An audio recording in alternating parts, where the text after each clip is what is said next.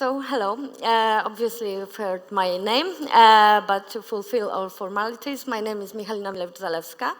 And yeah, I'm a project manager at Boombit.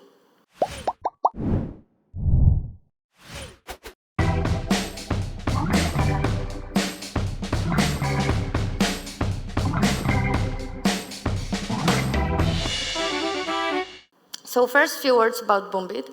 Boombit is mobile games developer and publisher. We have over 1 billion downloads worldwide. There's over 300 specialists to work with in our team. Headquarters are in Gdańsk, by the way.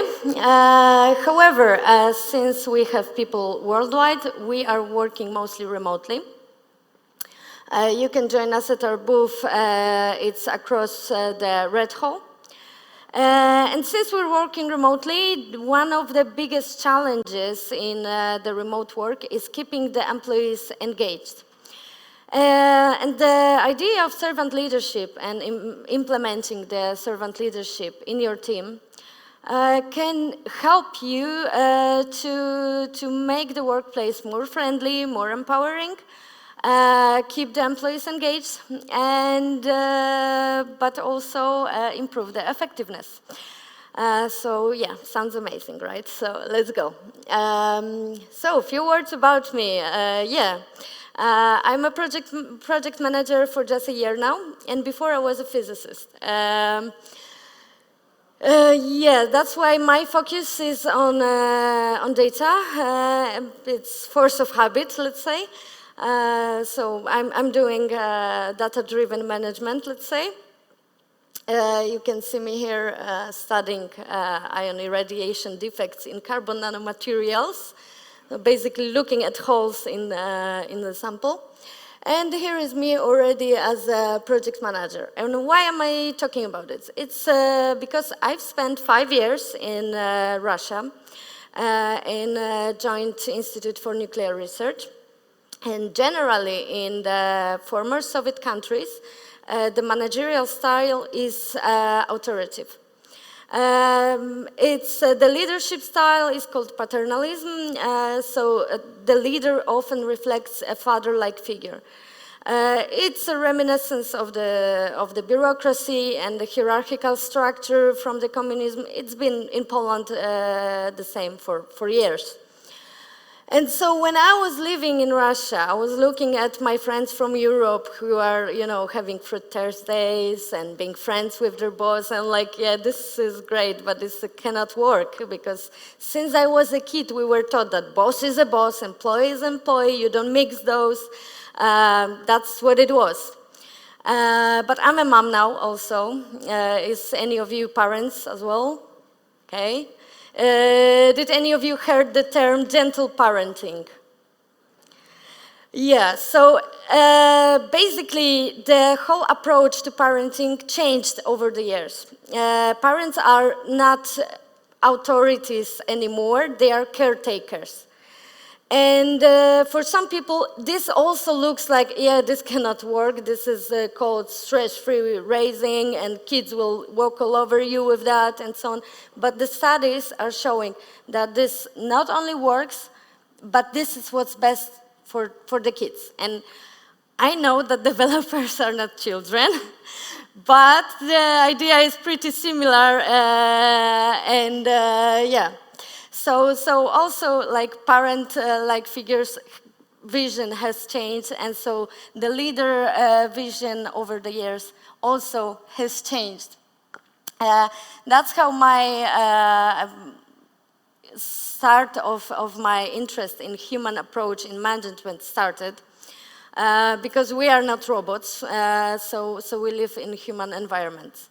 Except for ChatGPT, but for this employee, you can use different strategy if you want. So, why servant leadership? Gaming industry is one of the fastest growing industries in the world. It brings billions of dollars in revenue each year, but what sets it apart, it's not just the financial success, but the impact that it has on people's lives. Games are opinion makers, games are creating trends, And so as a gaming industry, it's also our responsibility to make a good impact on the society. And so the servant leadership is not only about being nice to your team members, it's also about having a mission and showing your team members that there is a mission and we're trying to achieve it. And yeah, but it also has benefits for the company, not just for the world. So it, as I said, it keeps the employees more engaged, there's higher levels of innovation, so overall business success is higher for the companies with servant leadership. And it doesn't stop at work, because happy employees are then happy parents, happy partners. So they go home and they're spreading the change as well. And now to the boring part. I've made a quick literature review, so you don't have to. But if any of you want to read all those papers, I attached the bibliography at the end. Yeah, so what does the data imply? It seems that the turnover intentions are lower when you apply the servant leadership style. So it lowers the cost of recruitment, it lowers the cost of training, you keep your specialists at your team. Work engagement increases. As I said, this is one of the biggest challenges of the remote work, because there's no talk over the coffee. So people are not feeling at home when they're at work, when they work remotely. So you have to make them feel like they belong. Yeah, and trust. Since the 90s, the trust has been treated as a two-dimensional variable. So there is cognitive trust, which means sense of responsibility and the things that you can do, that people trust you, that you can do something, but there is also affective trust. So people feel emotionally safe. And it seems that when people feel emotionally safe, they simply work better. But this leadership style is also increasing, is also helping with the mental health of the employees. And this is crucial, because burnout is one of the biggest threats for you to lose the highly skilled specialists. If people are loyal to your team, they want to work for you, but if they're burned out, they will simply leave. So this is extremely important, and having private healthcare is great, yes, but even better is to avoid the mental health problems from the very beginning. Yeah, and the family lives, as I said, the change is spreading into the family lives of the employees. And the life satisfaction increases, which has direct impact on their relationships, not only partnerships with husband, wife, or partner, but also the social relationships. Even the relationships with their friends are getting better. And so basically what it does, employees have a better well-being, and they are attaining their goals better. So now to the practical part. How can we incorporate this in our team? First thing is that you need to incorporate this into everyday rituals. So listen to your team. You can, to listen to your team, to listen to their feedback, their concerns, you can use the wait method, for example. Why am I talking? I have problems with that one. But you can also ask the quiet ones, or make surveys and ask people for their opinion if they don't want to share directly with you. Maybe this is the way. And it can work even remotely, as I said.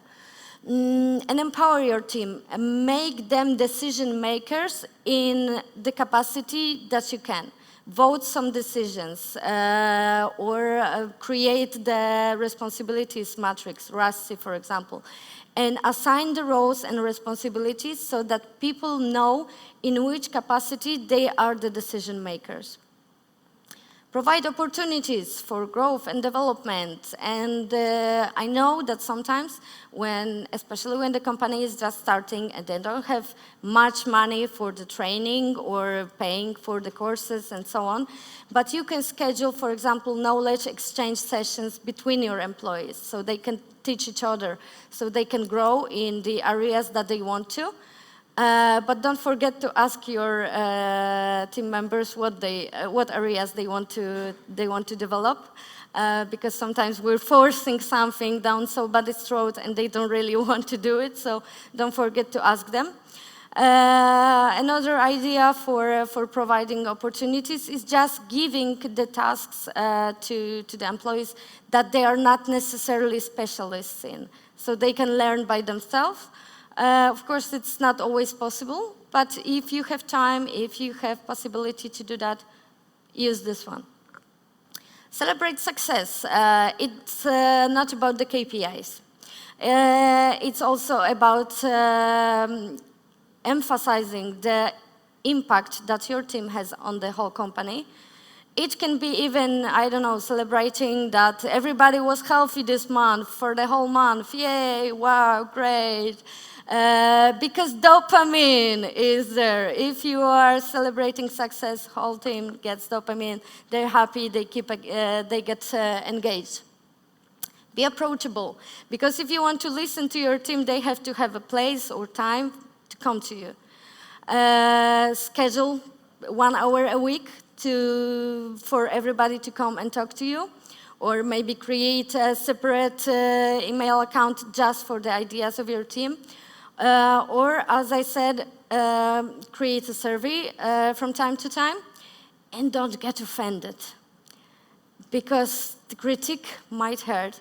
What you hear, it might not be what you want to hear, but don't get offended by that. Look at yourself and let them come to you and not be scared. And promote collaboration, because team feels more engaged and they have a more feeling of a mission if they work together. You can start that by starting pair programming, for example, or giving the group assignments, or maybe separate Slack channel for brainstorming. But when people work together, it brings them together. And in the remote environment, it's even harder, because there's no sitting in front of one monitor and thinking about this or other problem.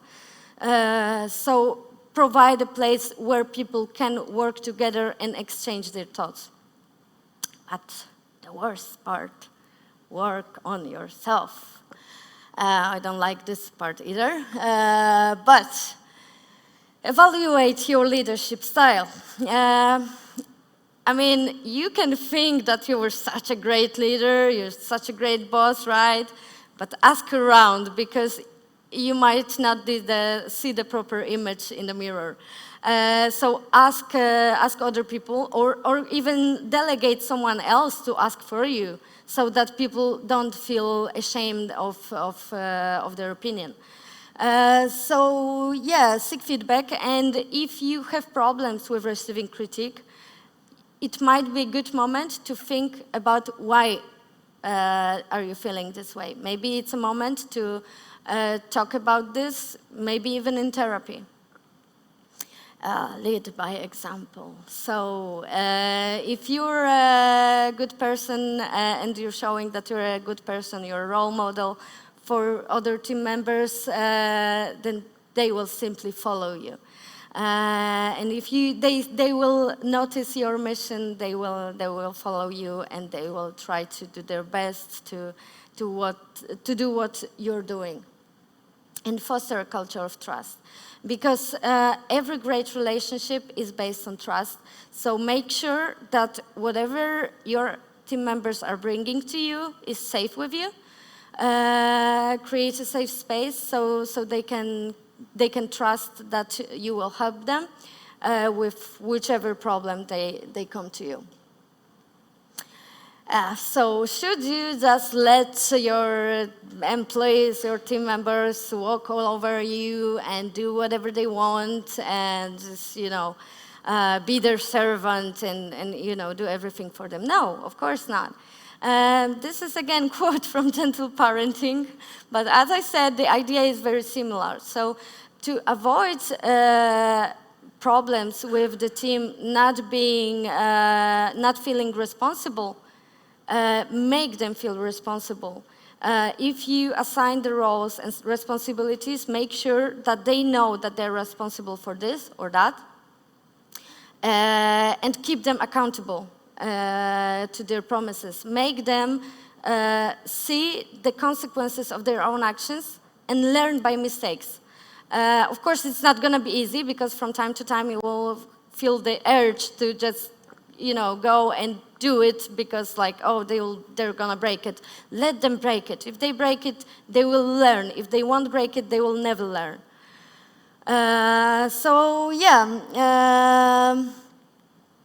Bibliography, as promised. And that's all from me. Thank you for your attention.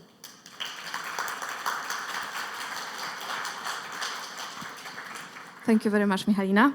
Okay, guys, now we have 5 minutes for a question round. So is there anybody here that would like to ask a question regarding what we've discussed already? I can see any hands up. So I have a question. What do you think are the drawbacks of the approach you presented? Yeah, it's not always so colorful. So the biggest drawback is the time. In the gaming industry, sometimes, very often, we have to work under pressure of time. And there's no time to vote things, there's no time for people to learn. And this approach requires time for everybody to work together, to learn together. And so, yeah, this would be the biggest drawback. And the rest, just don't be a nice person.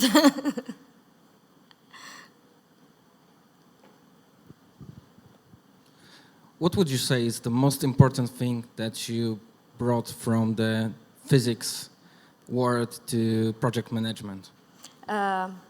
Definitely my approach to managing by data. So I'm doing statistics, calculating median length of the meeting, and then on that I am changing the time in the calendar, for example, and so on. So the thing that I've learned is that you can learn a lot from when you, for example, draw something and see the correlations. You can learn a lot.